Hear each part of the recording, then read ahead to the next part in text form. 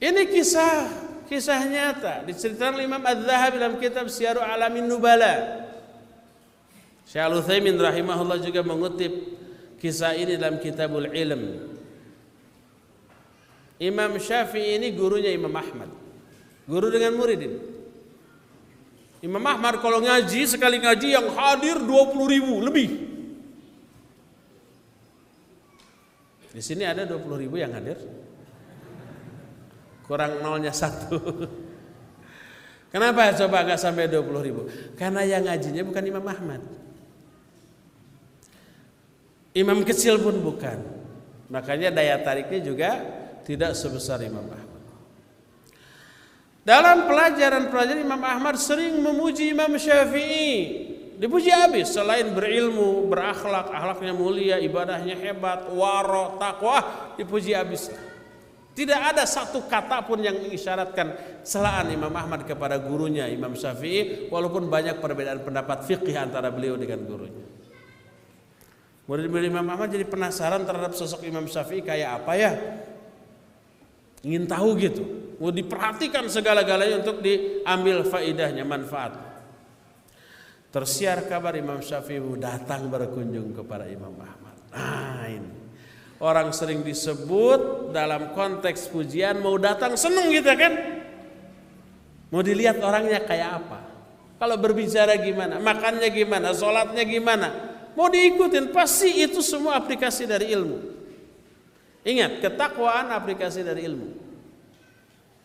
Kemuliaan akhlak adalah perwujudan dari ilmu. Ketika Imam Syafi'i datang disambut sebagaimana layaknya seorang muslim menyambut seorang yang mulia karena ilmunya. Imam Syafi'i dimuliakan bukan karena jabatannya. Jadi RT pun enggak beliau. Apalagi gubernur enggak. Bukan karena hartanya, bukan konglomerat, bukan pengusaha, tapi karena ilmunya dan amal. Semua makanan-makanan terbaik yang dimiliki oleh Imam Ahmad dikeluarkan, disuguhkan. Ini tamu istimewa, spesial. Orang-orang melihat apa yang akan dilakukan Imam Syafi'i. Dalam pandangan manusia umumnya termasuk pandangan kita, orang soleh, orang takwa kalau makan itu pasti orang Sunda istilahnya ancin. Saya nggak tahu bahasa Jawa.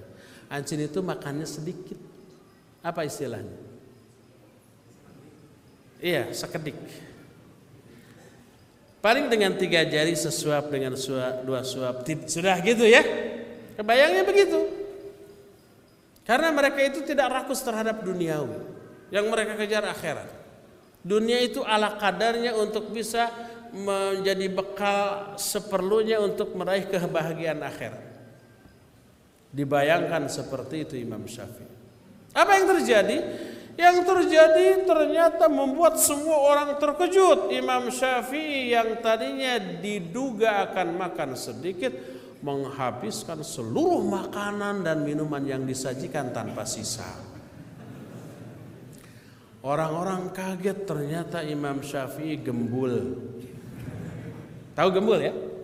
Gembul itu banyak makannya, rakus. Bagi seorang ulama sebesar Imam Syafi'i itu aib.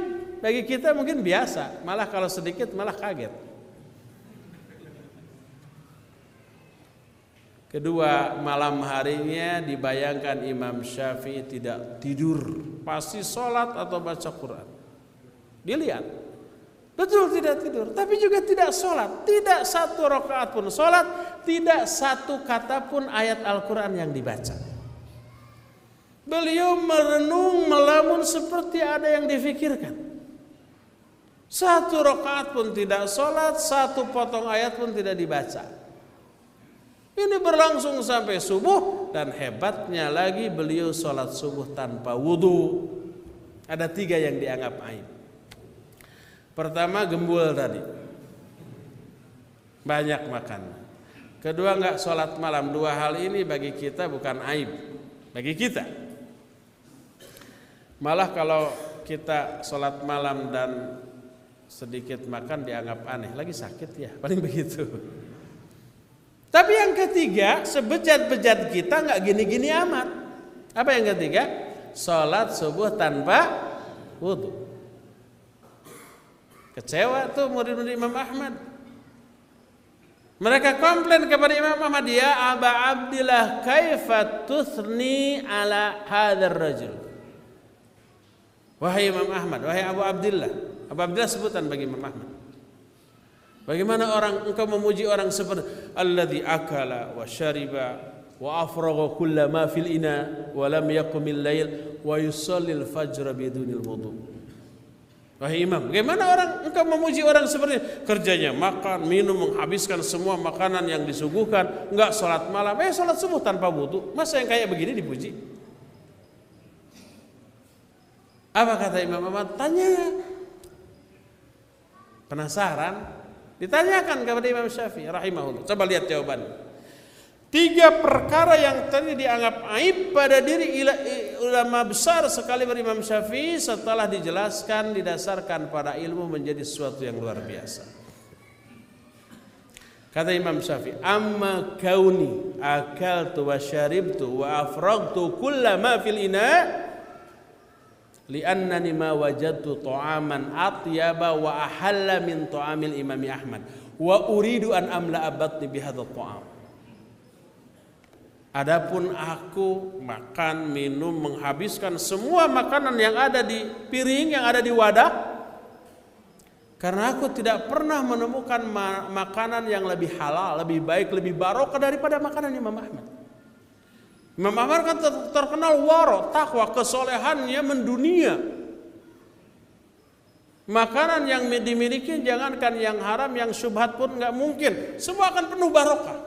Dilihat pemiliknya siapa, bukan dilihat kandungan gizi, rasa atau harga, bukan. Pemiliknya siapa? Orang soleh, pasti makanannya penuh barokah. Mumpung ini makanan penuh barokah dan jarang-jarang, saya ingin memenuhi perut saya dengan jenis makanan seperti itu tuh. Rasanya mungkin biasa, karena Imam Ahmad itu makannya roti kering yang apabila dimakan harus dicelupin dulu ke air loh. Agar agak empuk sedikit baru bisa dimakan. Dari segi kandungan gizi beda jauh dengan makanan kita. Dari segi rasa mungkin nggak ada rasanya. Tapi lihat pemiliknya siapa? Manusia bertakwa, luar biasa. Saya ingin penuhi perut saya dengan jenis makanan itu. Makanan penuh barokah masuk ke dalam tubuh menjadi darah daging yang memberi dampak positif kepada ibadah semangat, kepada maksiat jadi anti. Sebaliknya kalau makanan yang masuk kepada kita makanan haram, walaupun enak, mahal, bergizi, tapi sumbernya haram, bahaya. Kullul lahmin yambutu anil haram, fannaru aula bih. Semua daging yang tumbuh dari hal yang haram, maka neraka lebih layak untuknya. Nanti bawaannya tuh ke ibadah malas, ke semangat, ke maksiat semangat, itu kalau yang haram.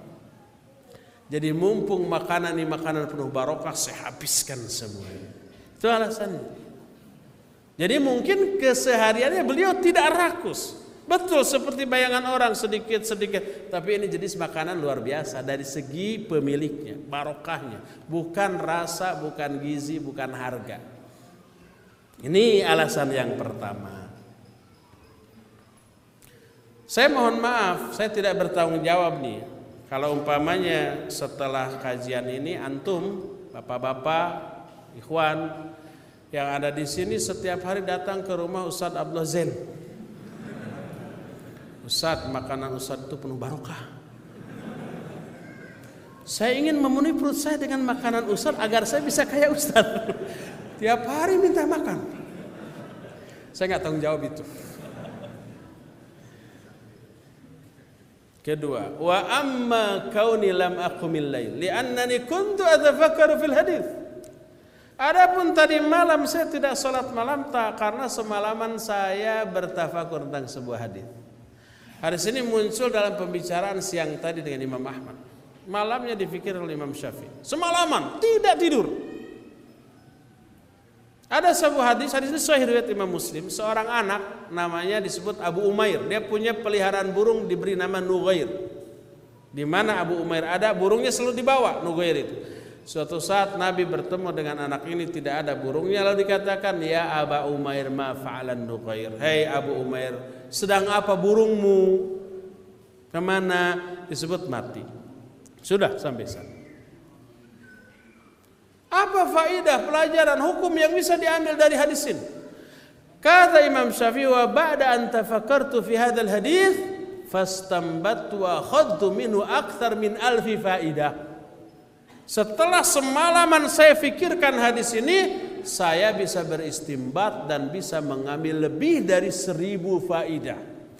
Lebih dari 1000 pelajaran, lebih dari 1000 hukum, lebih dari 1000 fawaid yang bisa diambil dari hadis ini. Dipikirkan semalaman.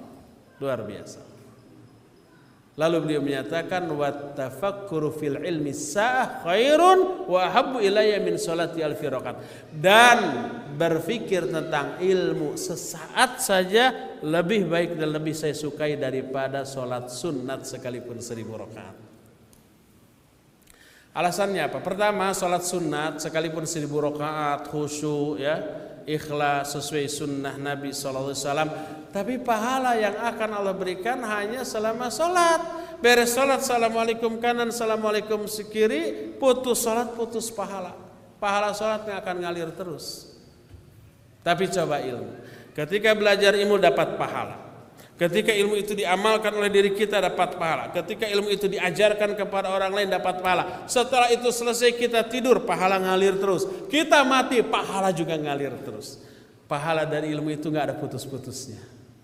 Berbeda dengan pahala sholat sunnah. Kedua, sholat walaupun 1000 rakaat khusyuk sesuai sunnah, ikhlas, tapi hanya manfaatnya, pahalanya untuk diri sendiri, kebaikannya untuk diri sendiri. Orang lain yang nonton, kita nonton sholat yuk biar dapat pahala, nggak ada yang gitu ya. Orang lain yang ada di pinggirnya nonton orang yang sholat, dapat pahala nggak? Enggak. Hanya orang yang sholat. Tapi ilmu nggak hanya bermanfaat bagi diri sendiri, tapi orang lain. Satu manusia yang nama Imam Syafi'i yang hidup di abad kedua Hijriyah, beliau lahir kira-kira tahun 150 Hijriyah dan meninggal tahun 201 Hijriyah, berbeda 1000 tahun lebih dari kita, ya. Hidupnya cuma 50 tahun. Ilmunya menyebar sampai lebih dari 1000 tahun kemudian di zaman kita. Pahalanya ngalir tuh ke beliau. Setiap nama beliau disebut, mulut ini keluar kata-kata doa kebaikan bagi beliau, rahimahullah, katsarallahu amthala, dan seterusnya. Jadi pahala dari ilmu mengalir terus dan kebaikannya tidak hanya bagi dirinya tapi bagi orang lain. Betapa banyaknya orang-orang zaman sekarang termasuk kita yang kebagian manfaat dari ilmunya Imam Syafi'i, ilmunya Imam Ahmad, ilmunya para ulama zaman dahulu. Makanya belajar ilmu sesaat saja lebih baik dan lebih disukai daripada sholat sunat sekalipun 1000 rakaat. Ini alasannya. Jadi Imam Syafi'i saat itu tidak sholat malam karena diganti dengan sesuatu yang lebih baik, yaitu tafakur tentang hadis, dan beliau ahlinya di bidang itu, layak beristihad sendiri, dan manfaatnya ternyata jauh lebih besar dibanding bila beliau sholat malam itu. Tidak sholatnya karena ada yang lebih baik. Mungkin kesehariannya kalau nggak ada ilmu yang harus dipikirkan, beliau sholat. Ini alasannya malam itu tidak sholat. Dan tidak sholatnya pada malam hari Imam Syafi'i nggak boleh jadi dalil bagi kita. Imam Syafi'i juga nggak sholat tuh. Kok saya sholat, Imam Syafi'i enggak? Terus apa yang antum kerjakan malam itu? Nggak tidur, nggak sholat, nonton bola. Beda tuh. Apalagi sebentar lagi mau Piala Dunia. Tengah malam orang sudah merencanakan, siangnya tidur, beli kopi, siapkan cemilan, pasang alarm. Ya, begitu alarm bunyi jam 1 kering, wah langsung ke air, langsung bikin kopi, kuat sampai subuh. Kenapa antum nggak tahajud? Imam Syafi'i juga enggak. Beda dong, nggak bisa disamakan ya. Itu alasan kedua kenapa Imam Syafi'i malam itu tidak sholat. Adapun yang ketiga, aku tidak berwudu setelah ketika akan sholat subuh karena belum batal sejak Isya. Tidak ada kewajiban bagiku untuk berwudu kembali ya. Tahu nggak berapa lama? Para ulama menyatakan Imam Syafi'i melakukan sholat subuh dengan wudu dari Isya selama 30 atau 40 tahun. Kalau 40 tahun beliau melakukan sholat Isya sholat subuh dengan wudu dari Isya, menunjukkan apa? Menunjukkan pertama, beliau tidak tidur semalaman. Kalau tidur berarti batal kan? Kedua, itu sudah beliau lakukan sejak usia 10 tahun. Usianya cuma 50 tahun. Beliau melakukan itu selama 40 tahun, sejak anak kecil. Sekarang berapa usia kita? Sejak berapa tahun kita nggak tidur untuk salat malam? Pasti langsung jawab, belum pernah. Kalau untuk salat malam, tapi kalau tidak tidurnya karena bola, karena ngelembur, bisa kita mikir lu berapa ya? Saya ingat baru ya. Sama nggak kita dengan Imam Syafi'i? Abadan nggak pernah sama. Makanya kemuliaan kita dengan beliau juga tidak boleh dipertanyakan. Mulia mana ya kita dengan Imam Syafi'i ya? Itu orang nggak mikir. Inilah 3 jawaban Imam Syafi'i yang tadinya dianggap aib, setelah dijelaskan berdasarkan ilmu menjadi sesuatu yang luar biasa. Gembulnya rakusnya Imam Syafi'i kepada makanan Imam Ahmad lebih baik daripada saumnya kita. Tidak sholat malamnya Imam Syafi'i pada saat itu lebih baik daripada sholatnya kita sepanjang malam mungkin. Dan tidak wudunya Imam Syafi'i untuk sholat subuh mungkin lebih baik daripada mandinya kita. Berdasarkan hal itulah maka kita mengetahui dahsyatnya ilmu serta kebaikan yang akan lahir dari ilmu tersebut, yang semoga Allah memasukkan kita semua ke dalam golongan orang-orang yang diberi hidayah untuk semangat mencari ilmu, faham agama, sehingga Allah memberikan banyak kebaikan kepada kita, karena kebaikan yang Allah berikan kepada manusia ditandai dengan faham tidaknya orang itu terhadap agamanya. Rasul SAW menyatakan dalam hadis sahih riwayat Imam Bukhari dari Muawiyah, may yuridillahu bi khairan yufaqihu fiddin. Siapa orang yang dikehendaki kebaikan oleh Allah, maka Allah akan membuat orang itu faham tentang agamanya. Kalau seseorang faham tentang agamanya, menunjukkan Allah menginginkan kebaikan atas orang itu karena pemahaman terhadap agama. Ilmu tentang Islam merupakan sumber kebaikan dunia dan akhirat.